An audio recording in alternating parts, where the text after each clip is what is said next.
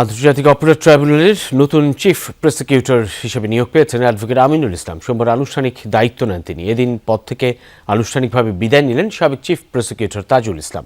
দায়িত্ব গ্রহণের পর অ্যাডভোকেট আমিনুল ইসলাম জানান, জুলাই হত্যাকাণ্ডের বিচার জুলাই আকাঙ্ক্ষা অনুযায়ী চলমান থাকবে। এদিন বিদায়ী চিফ প্রসিকিউটর তাজুল ইসলাম বলেন, তার দায়িত্বকালে জুলাই বিচার প্রক্রিয়া ছিল স্বচ্ছ। প্রতিদিনের ইফতারে চাই স্বাস্থ্যসম্মত ও মচমচে রুচি মুড়ি।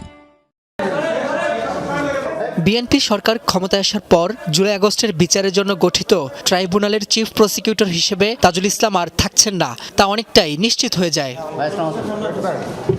সোমবার সকালে অনেকটা বিষণ্ণ মনে ট্রাইব্যুনালে শেষবারের মতো অফিস করতে আসেন তাজুল ইসলাম। ট্রাইব্যুনালের চেয়ারম্যানের সাথে সাক্ষাৎ শেষে সাংবাদিকদের বলেন, তার দায়িত্বকালে জুলাই হত্যার বিচার স্বচ্ছ ছিল। বিচার নিয়ে তার টিমের সদস্যদের বিরুদ্ধে ওঠা ঘুষ গ্রহণের অভিযোগ সত্য নয় বলে দাবি করেন তাজুল ইসলাম। প্রিয়জনকে ফেরত না পেলেও অন্তত যারা এই অন্যায়টা করেছিল তাদের একটা বিচার হয়েছে।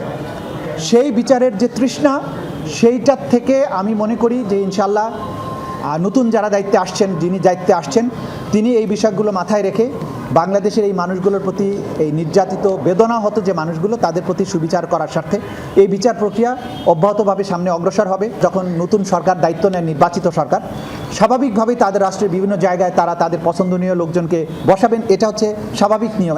তাজুল ইসলামের নিয়োগ বাতিল করে চিফ প্রসিকিউটর হিসেবে নিয়োগ দেওয়া হয় সুপ্রিম কোর্টের আইনজীবী আমিনুল ইসলামকে।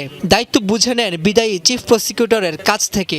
যে প্রত্যাশা নিয়ে ওনাকে সরকার এখানে দিয়েছেন, জনগণ এখানে দিয়েছেন, সেই প্রত্যাশা পূরণ করতে উনি সক্ষম হবেন। পরে সাংবাদিকদের আমিনুল ইসলাম বলেন, জুলাই হত্যাকাণ্ডের বিচার চলমান থাকবে, কেউ ন্যায় বিচার থেকে বঞ্চিত হবে না। আমি সম্পূর্ণরূপে চেষ্টা করব যে আমাদের জুলাই শহীদদের আকাঙ্ক্ষার অনুযায়ী যাতে আমি ট্রাইব্যুনালে আমার বিচার কার্যে আন্তরিক সহযোগিতা করতে পারি। যারা কোনো অন্যায় করেনি তারা কোনো হয়রানির শিকার হবেন না, অন্তত প্রসিকিউশনের মাধ্যমে। যারা অপরাধী তাদের প্রাপ্য সাজা তারা পেতে হবে।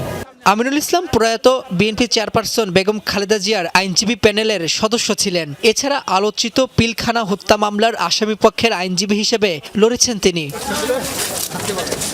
রাব্বি হোসেন, যমুনা নিউজ, ঢাকা।